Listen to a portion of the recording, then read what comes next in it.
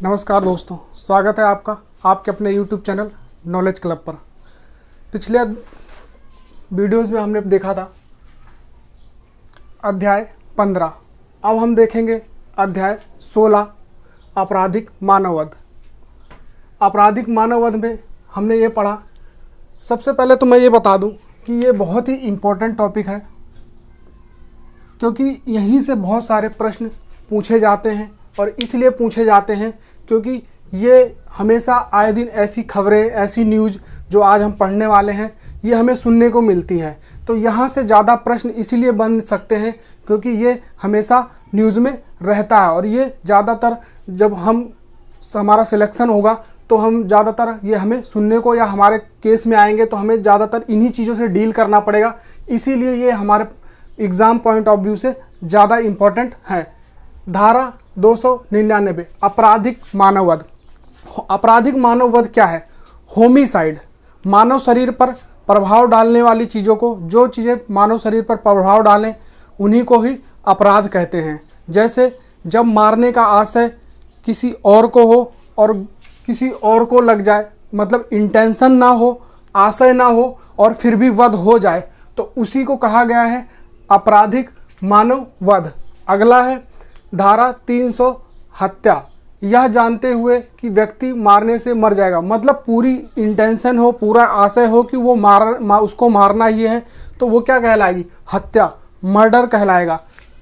सभी हत्या जो है मानववध है, लेकिन सभी मानववध हत्या नहीं है। क्यों नहीं है? क्योंकि सभी हत्या को हम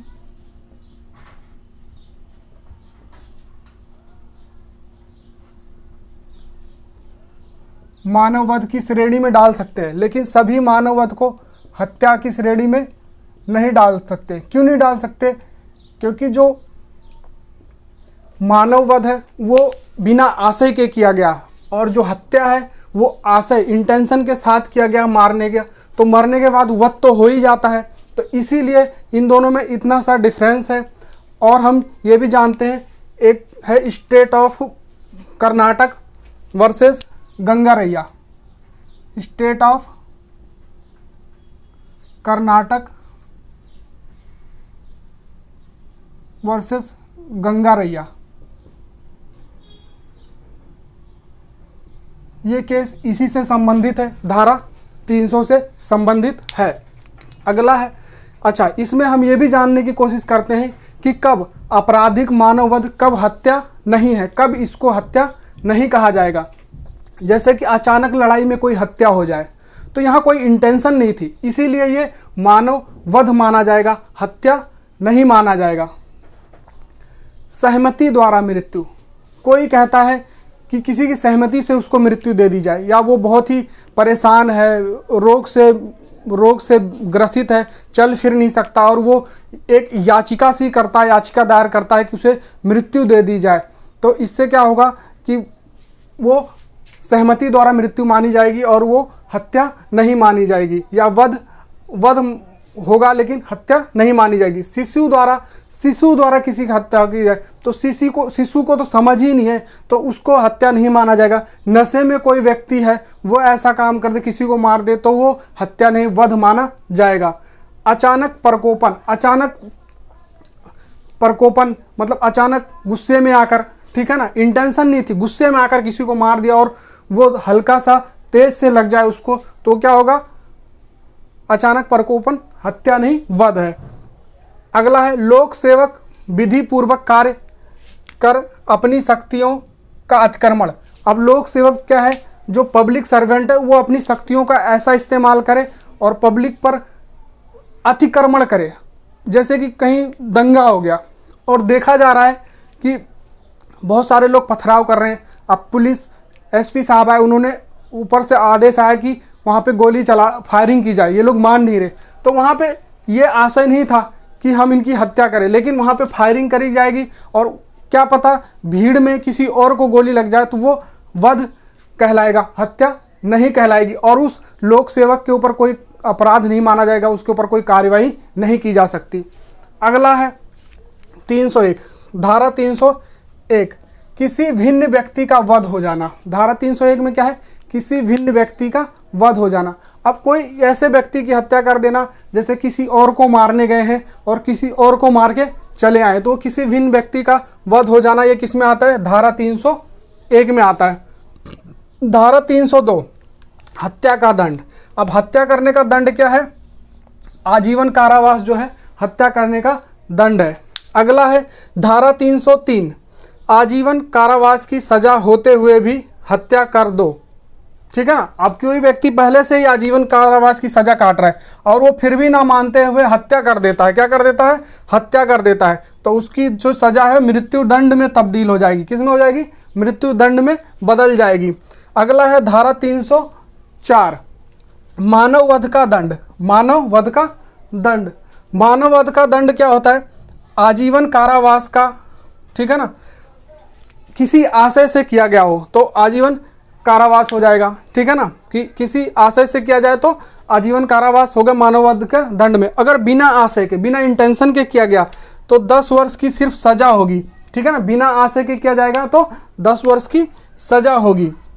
अगला है धारा कै उपेक्षा, लापरवाही के द्वारा मृत्यु। लापरवाही के द्वारा मृत्यु कैसे हो सकती है? भाई कोई गाड़ी चला रहा है और गाड़ी चलाते हुए क्या कर रहा है? वो ओवरटेक कर रहा है। क्या कर रहा है? ओवरटेक कर रहा है। ठीक है ना, और जबकि ट्रैफिक रूल नियम में ये नहीं लिखा कि ऐसा ओवरटेक करना खतरनाक हो सकता है, और उसके ओवरटेक करने से कोई एक्सीडेंट हो जाए और कोई किसी की डेथ हो जाए, कोई व्यक्ति मर जाए या रोड के किनारे जा रहा है उसको लग जाए, तो वो उसकी लापरवाही के कारण हुआ एक्सीडेंट है। गाड़ी वो उसने लापरवाही से चलाई तो वो क्या माना है? उपेक्षा के द्वारा मृत्यु, धारा 304 के। और इसमें एक चीज़ और है, एक एमपी का केस है। एमपी का केस क्या है? एमपी में केस ये हुआ था कि हस्बैंड वाइफ थे और वाइफ ने क्या करा? हस्बैंड को रतिवर्धक दवा, ठीक है ना, दी कि वो ज़्यादा ही रोमांस करेंगे, ठीक है ना, रात को। लेकिन हकीकत में क्या निकला? वो उसमें जहर था। क्या था? जहर था। इससे उसके पति की मृत्यु हो गई। तो यहाँ पे भी लापरवाही का केस दर्ज हुआ। यहाँ पे भी लापरवाही मानी गई क्योंकि उन्होंने उसको ध्यान नहीं दिया उस पर कि वो क्या चीज़ है। उन्होंने कुछ और समझा और उसमें कुछ और निकला। अगला है 304 खे दहेज मृत्यु। अब दहेज में मृत्यु हो जाए तो 7 साल की सजा, 7 साल की सजा या फिर आजीवन कारावास।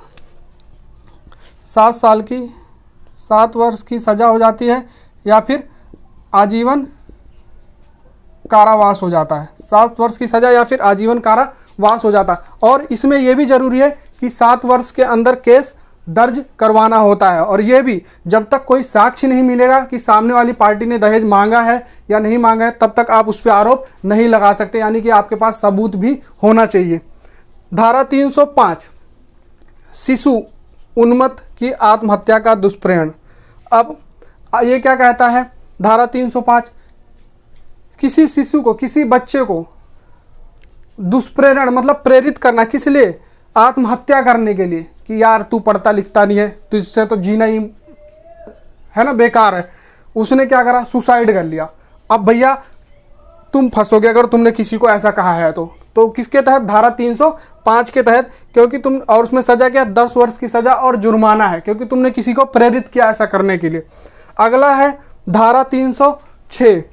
धारा 306 जो है वयस्क व्यक्ति की आत्महत्या का दुष्प्रेरण, 10 वर्ष का जुर्माना है, ठीक है ना, और 10 वर्ष की सजा और जुर्माना दोनों है। वयस्क व्यक्ति की आत्महत्या कैसे? अब तुमने किसी व्यक्ति को जैसे फॉर एग्जांपल कोई लड़का लड़की है और यूं लड़की यूं कह देती जा मर जा, मुझे तेरी ज़रूरत नहीं है, ठीक है ना, और उस बेचारे ने जाके उसी तय में सुसाइड कर लिया, तो भैया जिसने ये कहा है उसको वो फंसेगा, क्योंकि उसने उसको प्रेरित किया क्या? सुसाइड करने के लिए, आइडिया दिया उसको क्या करने के लिए? सुसाइड करने के लिए, ठीक है ना। तो ये धारा 306 में वयस्क व्यक्ति की आत्महत्या का दुष्प्रेरण है, ठीक है ना। अगला देखते हैं धारा 307 हत्या करने का प्रयत्न। अब हत्या करने का प्रयत्न करना, ठीक है ना, ये क्या है भाई? 307 के तहत अपराध माना जाएगा। क्यों? अब वो मरे या ना मरे, आपने तो पूरा प्रयास किया था ना मारने का, इसीलिए ये सजा है। अब कोई मारने के लिए गया और वो कह दे वो मरा तो है नहीं तो मैंने मारा तो है नहीं, लेकिन क्या प्रयास तो तुमने वही किया था ना, मर जाता तो इसीलिए इसमें 10 वर्ष की सजा और आजीवन कारावास है। किसमें? धारा 307 में। अगला है धारा 308, मानव वध का प्रयत्न, सजा 7 वर्ष। अब मानव वध का प्रयत्न, किसी व्यक्ति को मारने का प्रयत्न करना, इसमें क्या है? 7 साल की सजा है। मानव वध में क्या है? 7 साल की सजा है। वो तो इंटेंशन है, ठीक है ना, हत्या करना, ऊपर वाला 307। और 308 मानव वध बिना इंटेंशन के, ठीक है ना, प्रयास करना, मतलब किसी और को मारने की कोशिश कर रहे थे और कोई और लुढ़क जाए, तो वो बताया था कि मानव वध क्या है, तो उसमें क्या है? 7 वर्ष की सजा है। 309 आत्महत्या का प्रयत्न करना। अब आत्महत्या का प्रयत्न करना मतलब कोशिश करना खुदकुशी करने की। तो अभी लोग कहते हैं भाई अपनी लाइफ है, हम कुछ भी कर सकते हैं इसके साथ, ठीक है ना, लेकिन ऐसा नहीं है। क्यों ऐसा? इसलिए नहीं है क्योंकि इसमें आपको जो सजा दी गई है वो दी गई है कितने साल की? 1 साल की सजा दी गई है और जुर्माना है, जो अभी प्रेजेंट में ये सजा है। लेकिन बहुत पहले इसमें संशोधन हुआ था कि भाई ये अपनी लाइफ है, हम इसमें कुछ भी कर सकते हैं, तो ये चीज़ें नहीं मानी जाती थी कि आत्महत्या कर सकता है। लेकिन फिर गवर्नमेंट ने कहा नहीं, क्योंकि ऐसा एक केस है Shrimati Gyan Kaur versus state of Punjab. Shrimati Gyan Kaur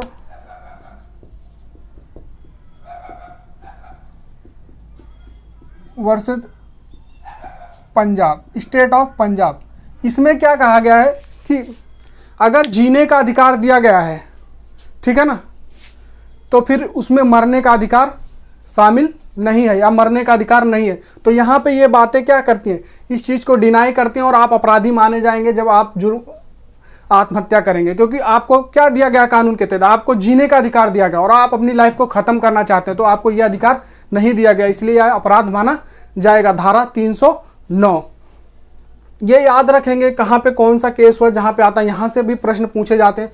और एक बात और बता दूं आप लोगों को कि ये ज़्यादातर सज़ा वगैरह अभी देखने को नहीं मिलती, पूछा नहीं जाता एग्जाम में सज़ा की कितने वर्ष की सज़ा होगी। तो धारा और उसका किससे संबंधित है ये ज़्यादा जरूरी और समझना जरूरी है। धारा 312 गर्भपात करना। गर्भपात करना भाई, पेट में बच्चा है, प्रेग्नेंट है लेडी और वो नहीं चाहती कि वो बच्चा चाहिए, लेकिन ये क्या अपराध माना गया। क्यों? अगर उसकी लाइफ को कोई खतरा है लेडी को, तो उसको बचाने के लिए अगर गर्भपात किया जाएगा तो सज़ा नहीं है। लेकिन अगर स्त्री खुद भी अपना गर्भपात करवाना चाहे तो उसको कितने 3 साल की सज़ा होगी। कितने साल की सज़ा होगी?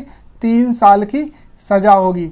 यानी लाइफ थ्रेटनिंग, जीवन का डर है खत्म होने का, तब तो करवा सकते हो, अदरवाइज किसी भी तरीके से आप गर्भपात करवाएंगे तो आप या जो भी व्यक्ति ये काम करेगा वो दोषी माना जाएगा। धारा 312। धारा 313 में क्या कहता है? स्त्री के सम्मति के बिना गर्भपात। अब स्त्री चाहती कि उसको बच्चा चाहिए, लेकिन उसके घर वाले क्या कहते हैं? नहीं, हमें बच्चा नहीं चाहिए। तो फिर क्या है? उसके घर वाले क्या हैं? दोषी हैं, अपराधी हैं और सज़ा 10 वर्ष है और आजीवन कारावास इसमें है धारा 313 में। धारा 317 कहती है शिशु का परित्याग कर देना। अपने बच्चे को, छोटा बच्चा है, उसको कहीं छोड़ आए, ठीक है ना, और बिना संरक्षण के, है ना, बिना गार्जियन के कहीं भी छोड़ आए, अपने उसको कपड़ा लत्ता खाना पीना सब दे दिया, लेकिन कोई संरक्षण में नहीं है, कहीं भी रोड के किनारे आपने छोटा शिशु है उसको रख के चले आए, ठीक है ना, तो वो क्या हो गया? अपराध माना जाएगा। अगर पकड़े गए तो धारा 317 के तहत आपको सजा हो सकती है, क्योंकि आपने उसको जन्म दिया है या आप उसके संरक्षण में, तो आप उसको छोड़ नहीं सकते इस तरीके से। धारा 319 क्या कहती है? धारा 319 कहती है उपहति, मामूली चोट। धारा 319 क्या कहती है? मामूली चोट। अब किसी को मामूली चोट पहुंचा दी जाए, क्या करेगा? मामूली चोट, और वो पहले से ही क्या है? शारीरिक रूप से बीमार है, पीड़ा में है, आपने उसको एक धर के मारा और वो चित हो गया, ठीक है ना, और वो चित हो गया, उसका काम हो गया, तो ये क्या होगा? वह मतलब एक तरह से वो तो खत्म हो गया। तो लेकिन क्या आप तो कहोगे मैंने तो धीरे से मारा था, लेकिन आपको नहीं पता कि उसके अंदर कोई परेशानी है, कोई दिक्कत है, तो इसके तहत आपको अपराधी माना जाएगा धारा 319। और एक है धारा 320, ठीक है ना। धारा 320 क्या कहती है? धारा 320 कहती है घोर उपैति। क्या कहती है? घोर उपैति। तो घोर उपैति में क्या होता है? पुसत्वहरण, ठीक है ना। और नेत्र विच्छेद, दंत विच्छेद, जोड़ हड्डियां तोड़ना, ठीक है ना,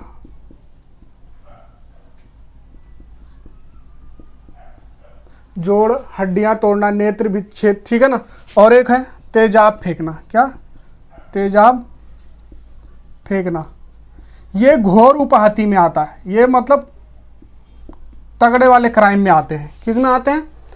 तगड़े वाले क्राइम में। किसी का जैसे आंख फोड़ देना, ठीक है ना, ये छोटी मोटी मामूली चोट नहीं है। मामूली चोट धारा 319 है। ये ज़्यादा ही मतलब चोट पहुंचा देना 320। किसी का आंख फोड़ देना, किसी का दांत तोड़ देना, किसी की हड्डियां तोड़ देना, जोड़ तोड़ देना, तेजाब फेंक कर उसको चेहरे को खराब कर देना। पुसत्व हरण क्या होता है? पुसत्व हरण क्या होता है? आप कोई गलती कर रहे हैं या आप किसी को छेड़खानी कर रहे हैं और कोई लेडी या कोई गर्ल आपको पैरों के बीच में जोर से लात मार दे और आपका क्या है, आपका पुसत्व हरण हो जाए, यानी आपके अंदर हो सकता है नपुंसकता आ जाए उसकी वजह से। तो ये क्या घोर उपहति में आता है, अधिक से अधिक चोट में आता है, ठीक है ना। तो ये धारा 320 के तहत आती है। धारा 321 स्वेच्छा उपहति, कि अपनी मर्जी से किसी को चोट पहुंचाना, ठीक है ना, थप्पड़ मार देना, बच्चे को पीट देना, ठीक है ना। धारा 321 ये भी क्या है? ये भी सजा है, ये भी अपराध है, ठीक है ना। बाहर अलाउड नहीं है बच्चों को पीटना, है ना। कहाँ विदेश में कोई केस हुआ था, वहाँ पे किसी माता पिता ने बच्चे को पीट दिया था, उसने कंप्लेन कर दी, उनको सजा हुई थी, ठीक है ना। तो मारना या पीटना किसी को अपराध है। धारा 323 स्वेच्छा उपहति का दंड, ठीक है ना, स्वेच्छा उपहति का दंड। अब इसका दंड क्या है?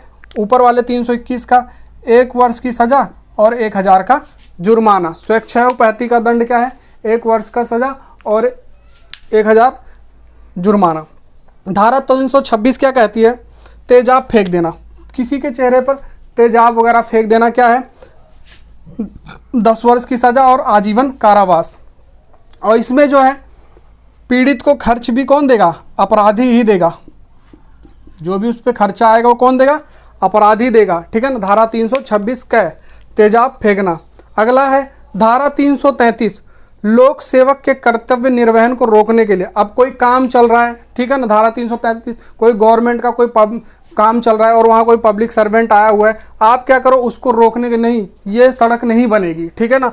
ठीक है, सड़क बनने तक तो ठीक था और सड़क नहीं बनने के लिए आपने क्या करा? उसको क्षति पहुंचा दी, ऐसे पीट दिया, मार दिया, तो आपको सजा होगी कितनी? 10 साल की और जुर्माना भी होगा। किसको? उस लोक सेवक के कर्तव्यों को, उसके अपने काम को करने से रोकने के लिए और उस पर क्षति करने के लिए। अगला है धारा 339 सदोष अवरोध। सदोष अवरोध क्या है? कोई व्यक्ति किसी दिशा में जा रहा है, ठीक है ना, आपने उसको रोक लिया, रुक जाओ, इधर से नहीं जाना, ठीक है ना, कह रहा कि नहीं जाना, आप ज़बरदस्ती करके उसको वहाँ से उधर उस रास्ते से नहीं जाने दोगे जिस दिशा में उसको जाना था, ठीक है ना, उसकी दिशा को परिवर्तित कर दोगे, इधर से नहीं जाना, नहीं तो गोली मार दूंगा या कोई डरा धमका देना, ठीक है ना। तो वो क्या हो जाएगा? सदोष अवरोध हो जाएगा। और धारा 340 क्या कहती है? सदोष परिरोध, ठीक है ना, सदोष परिरोध। अब धारा 340 में क्या है? किसी भी दिशा में नहीं जाने देना। आया कोई व्यक्ति, यहीं रुक जा, यहीं रुका रहे, यहीं खड़ा रहे, ना इधर जाना ना उधर जाना, ठीक है ना। या फिर कोई बाउंड्री लाइन है मान लो, ठीक है ना, कोई बाउंड्री लाइन है सदोष परिरोध में और वो यहाँ से जाना चाहता है, तो आप उसको यहाँ रोकते हो, लेकिन वो यहाँ जाना चाह रहा है, यहाँ भी, मतलब उसको इस सीमा को पार ही नहीं करने देना, ठीक है ना। तो वो भी क्या है? सदोष परिरोध में आता है, ठीक है ना। अब 341 धारा 341 इसमें क्या है? सदोष अवरोध जो है उसमें 1 महीने का और 500 रुपये का जुर्माना है। धारा 342 में सदोष परिरोध में 1 वर्ष की सजा और 1000 रुपये जुर्माना है। धारा 350 में आपराधिक बल के बारे में बताया गया है। आपराधिक बल क्या होता है? किसी को बलपूर्वक रोकना, ठीक है ना, किसी को बलपूर्वक जबरदस्ती करना। जैसे कि कोई त्यौहार आए, मान लो होली का त्यौहार आ रहा है, आपने किसी लड़की को क्या पकड़ा और बलपूर्वक उसको उठा के टब में डाल दिया। कहाँ डाल दिया? टब में। किसमें? रंग वाले टब में डाल दिया। तो क्या हो? आपने उसके बिना मर्जी के उसको ज़बरदस्ती उठाकर बल का प्रयोग करते हुए उसको रंग में डाल दिया, तो ये अपराध माना जाएगा। अगर उसने कंप्लेन की तो आपको सज़ा भी हो सकती है। ठीक है, अगला देखते हैं। अच्छा, इसमें और एक चीज़ है, जैसे आप कोई लड़की जा रही है, आपने किसी का बलपूर्वक जा रहा है, आपको छेड़खानी की आपने, या फिर आपने उसका दुपट्टा खींच दिया, वो आपसे मतलब विरोध कर रही है, लेकिन फिर भी आप अपने बलपूर्वक उसको कपड़े को इधर उधर कर रहे हैं, तो ये भी मतलब बल का प्रयोग करके अपराध करना, ये क्या है, धारा 350 में आपराधिक बल के अंदर माना जाएगा, अपराध के अंदर माना जाएगा। धारा 351 हमला। मान लो आपके ऊपर कोई हमला कर दे, तो हमला कैसे होगा, कोई दो पार्टी होंगी, दूसरी पार्टी हमला करेगी, तो क्या वो बता के हमला करेगी? हमला क्या होता है, हमेशा अचानक होगा, अचानक होगा।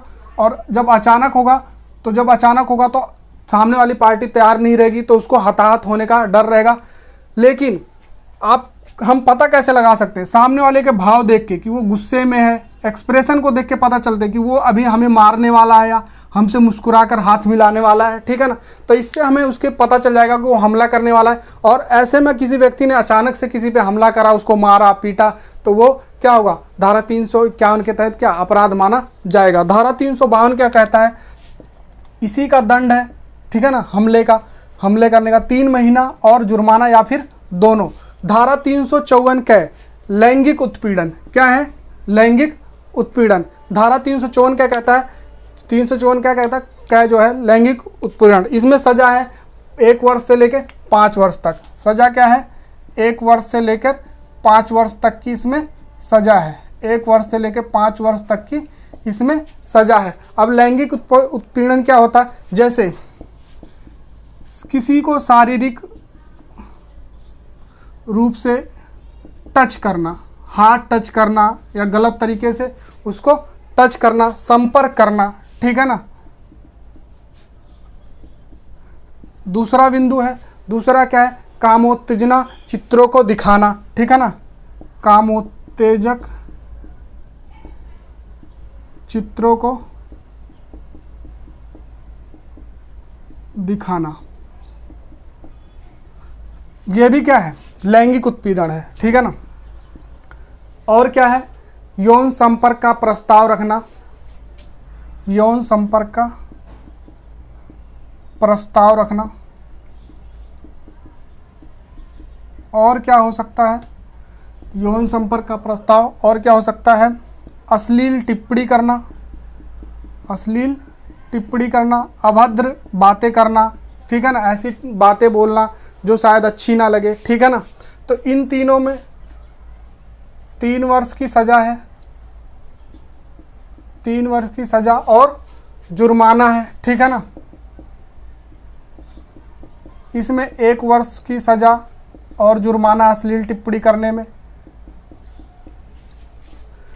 तो ये किस में मिलता है, एक है पांडुरंगा वर्सेस महाराष्ट्र। ठीक है ना, Panduranga versus state of Maharashtra. इसमें कहाँ पे मिलता है ये केस सुनने को, Panduranga versus state of Maharashtra. यहाँ पे एक केस ये सुनने को मिलता है।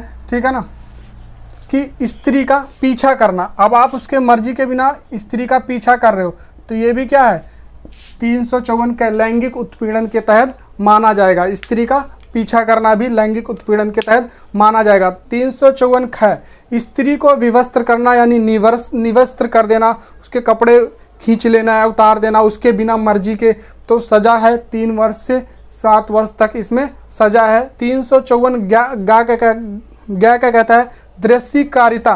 दृश्यकारिता मतलब ऐसे कार्य करते हुए देखना, स्त्री को ऐसे कार्य करते हुए देखना, स्त्री को ऐसा कार्य करते हुए देखना छुपकर। कैसे,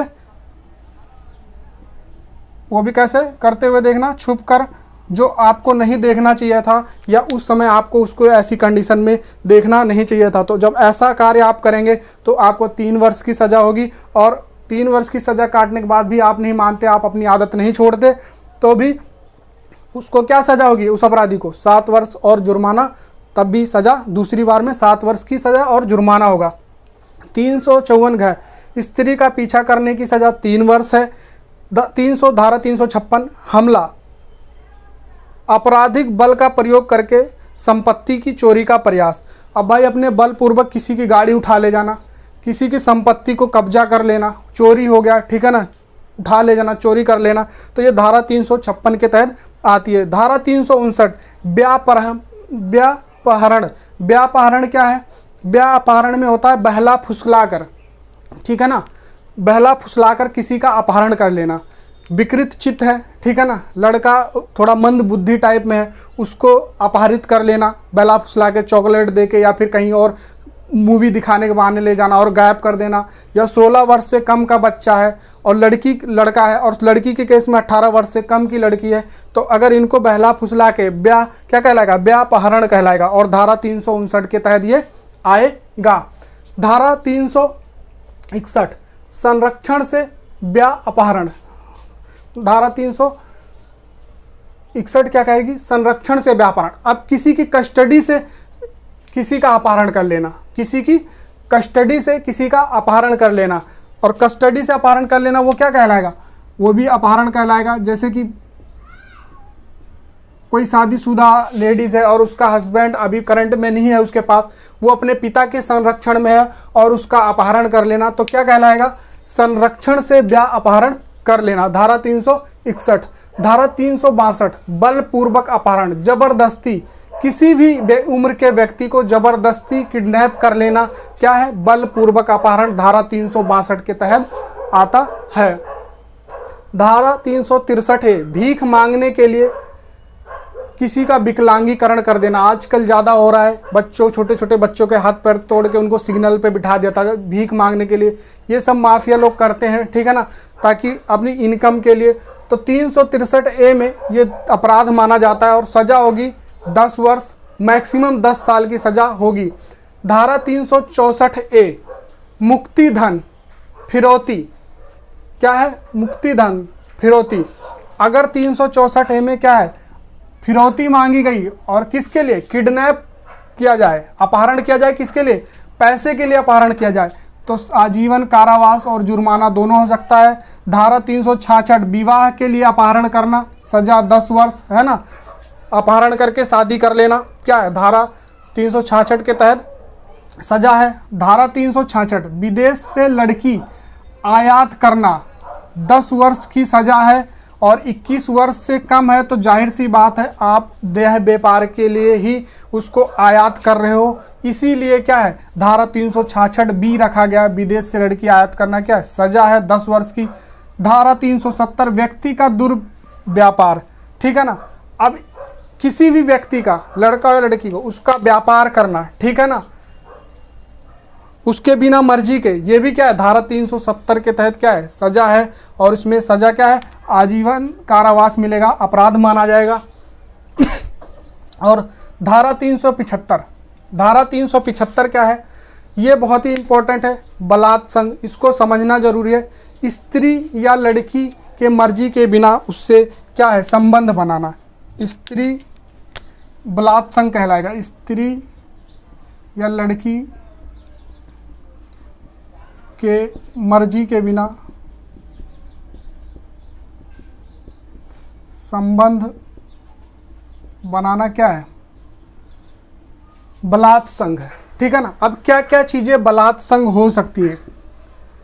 पति क्या लड़की से अपनी वाइफ से संबंध बनाता है तो बलात्संग माना जाएगा? हाँ, अगर लड़की की उम्र 15 साल से कम है और उसका पति उसके साथ संबंध बनाने की कोशिश करता है तो क्या वो अपराधी माना जाएगा, ठीक है ना।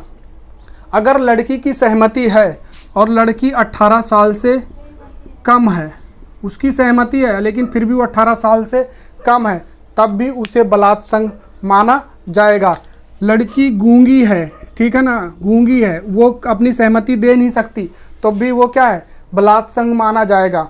शादी का झांसा दे देना, शादी का झांसा देना, किसी को शादी का झांसा देना, ठीक, लालच देके उसके साथ बलात्कार करना बलात्संग कहलाता है। पति के बहकावे में आकर, पति ने बहकावे में आकर, ठीक है ना, शादी की उसने कि हाँ ये मेरा हस्बैंड है, पति है, और हकीकत में पहले ही दिन क्या होता है? वहाँ जाके उसको पता चलता है कि कोई और व्यक्ति है, दूल्हा बदल गया, ठीक है ना, दूल्हा कोई और वो उसके साथ संबंध बनाने की कोशिश करता है या फिर वो उसके साथ संबंध बनाता है, तो वो भी बलात्संग कहा जाएगा, क्योंकि वो तो किसी और को सोच कर गई थी और निकला कोई और। तो फिर एक और भी इम्पोर्टेंट बात है इसमें, जो धारा 2013 में, वर्ष 2013 में एक संशोधन हुआ था। तो संशोधन में क्या कहा गया था, योनि, गुदा और मुख, ये अंतः प्रवेशन का आधार माना गया इनको, ठीक है ना, अंतः प्रवेशन का आधार माना गया इन्हें, ठीक है ना। और अगर इनके साथ बलात्संग होता है, अगर इनके साथ प्रवेशन किया जाता है तो ये क्या माना जाएगा, बलात्संग माना जाएगा, ठीक है ना। क्या माना जाएगा, इनके साथ अगर प्रवेशन किया गया तो बलात्संग माना जाएगा। किसके, योनि, गुदा और मुख, ठीक है ना। ये कहाँ को कैसे पता कि इसमें एक केस है, भूपेंद्र शर्मा वर्सेस हिमाचल प्रदेश, भूपेंद्र शर्मा वर्सेस हिमाचल प्रदेश। ये केस इसी से संबंधित है, किससे, धारा 375 बलात्संग से, तो इसको ध्यान रखिएगा, ठीक है ना। और अगला है धारा 376, बलात्संग का दंड क्या है, 10 वर्ष की सजा या फिर 10 वर्ष की सजा से लेके आजीवन कारावास तक। और 2018 में एक संशोधन हुआ जिसमें मेडिकल के सारे खर्चे, अस्पताल के सारे खर्चे बलात्संग में गवर्नमेंट उठाएगी, स्टेट गवर्नमेंट उठाएगी, और उसके पुनरुत्थान के लिए, पुनर्वास के लिए जो खर्चा है वो जो अपराधी है वो उठाएगा। तो आज के लिए इतना ही था। कमेंट करके बताइए आपको वीडियो कैसा लगा। अगर वीडियो पसंद आए तो अपने दोस्तों में शेयर कीजिए और ज़्यादा से ज़्यादा सब्सक्राइब कीजिए। मिलते हैं अगले ही वीडियो में, तब तक के लिए नमस्कार, धन्यवाद।